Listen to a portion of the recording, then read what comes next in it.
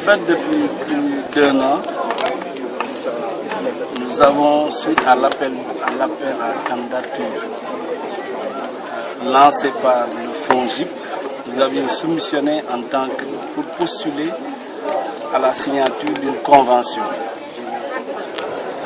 Le processus a été très transparent, a été très difficile, mais finalement IMSEC a été retenu dans 2 zones, dans 2 pôles, le pôle sud avec Casamance de façon large, c'est-à-dire à Ziguinchor, à Sédhiou et à Kolda.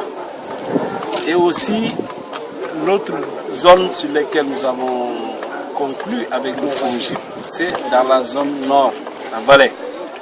Si vous faites une bonne analyse de ces zones prioritaires sur lesquelles IMSEC et le FONGIP travaillent, c'est des zones à très fort potentiel. C'est des zones où, au vu de l'analyse des programmes actuels du gouvernement, c'est des zones où le gouvernement compte énormément pour l'autosuffisance alimentaire. C'est des zones qui ont des potentiels agricoles énormes.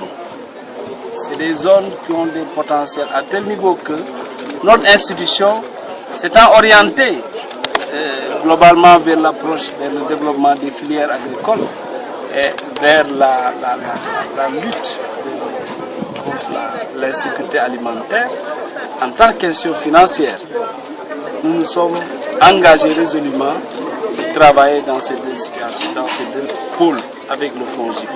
Et le programme qu'on a signé, le programme qu'on a dans la convention que nous avons signée, ça porte sur minimum 200 millions dans un premier temps, avec l'optique de pouvoir, au fur et à mesure, à l'évaluation, doubler ou même tripler ce montant, ce volume de financement. Qui sont les destinataires? Les destinataires, c'est les populations vulnérables, c'est les populations qui ont des difficultés d'accéder à des services financiers parce que l'accès est très difficile. C'est pourquoi dans ce volet-là, le FONGIP a innové. C'est l'occasion de dire, de remercier son administrateur, M. Debouka. Ils ont innové via leur produit de bonification. La plupart des personnes qui veulent accéder au crédit, entre autres, leurs difficultés, et je pense que les études l'ont montré, c'est surtout les conditions de crédit qui sont très difficiles.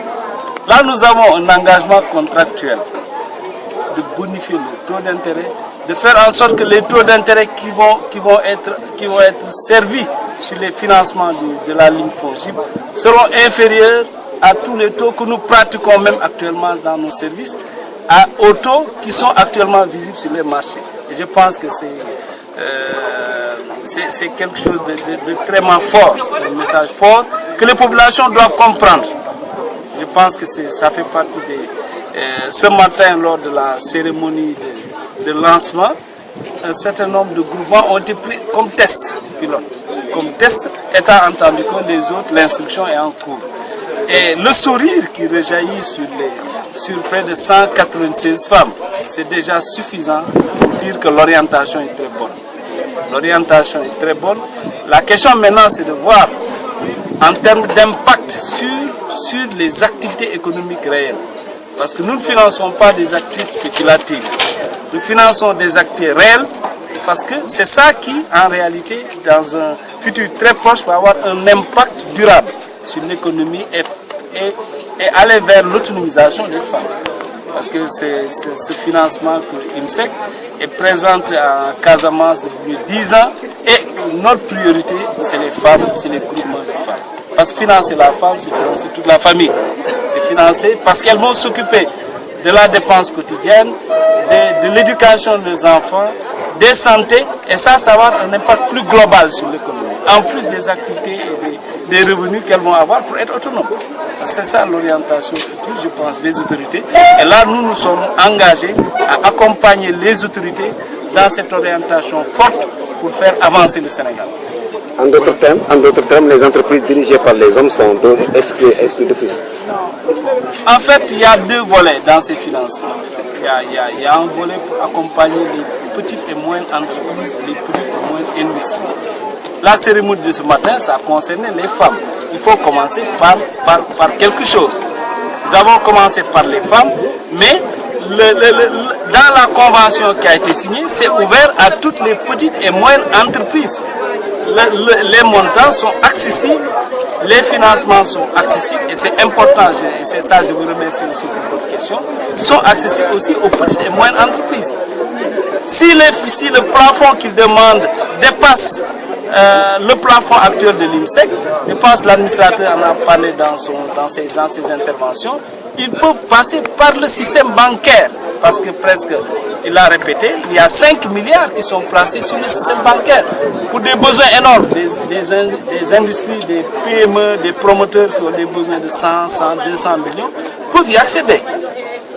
C'est un problème de communication pour que les petites et moyennes entreprises, les chambres de commerce, doivent savoir qu'un dispositif est mis en place pour leur permettre d'accéder à des financements. Parce qu'une ligne de garantie de 5 milliards, moi je suis là dans le secteur depuis plus de 20 ans, je n'ai pas encore vu ça. Et ça, c'est une chance qu'ils ont. Il faut savoir l'exploiter et présenter de bons dossiers, parce qu'il faut penser, parce que c'est la viabilité des projets, c'est l'impact économique qui est visé. Donc il faut, si les dossiers sont viables, je pense que ça, à la fois, quels que soient les besoins de financement que vous avez, quels que soient les secteurs prioritaires, parce que ça aussi j'insiste, les secteurs prioritaires dans lesquels vous voulez investir, il y a un dispositif qui a été mis en place via le FONGIP et ses partenaires. IMSEC n'est qu'un seul partenaire parmi tant d'autres.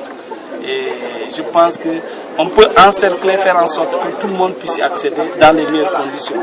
Là où je souhaite peut-être y ajouter quelque chose qui me semble très important, c'est au-delà même des services financiers, il y a l'accompagnement qui est important. Et l'accompagnement, ne serait-ce que le volet accompagnement du dispositif, et là, l'accompagnement a un coût terrible. Et supporté pas par le promoteur, mais par le partenaire. Le FONGIP et le partenaire supportent le volet accompagnement. Parce que donner des financements, c'est très bon, mais accompagner, permettre aux promoteurs d'être renforcés pour mieux gérer leur entreprise. Je pense que ça, c'est un coût énorme. Et ça ajoute un plus à la question des taux d'intérêt qui sont soulevés. Parce que l'accompagnement a un coût.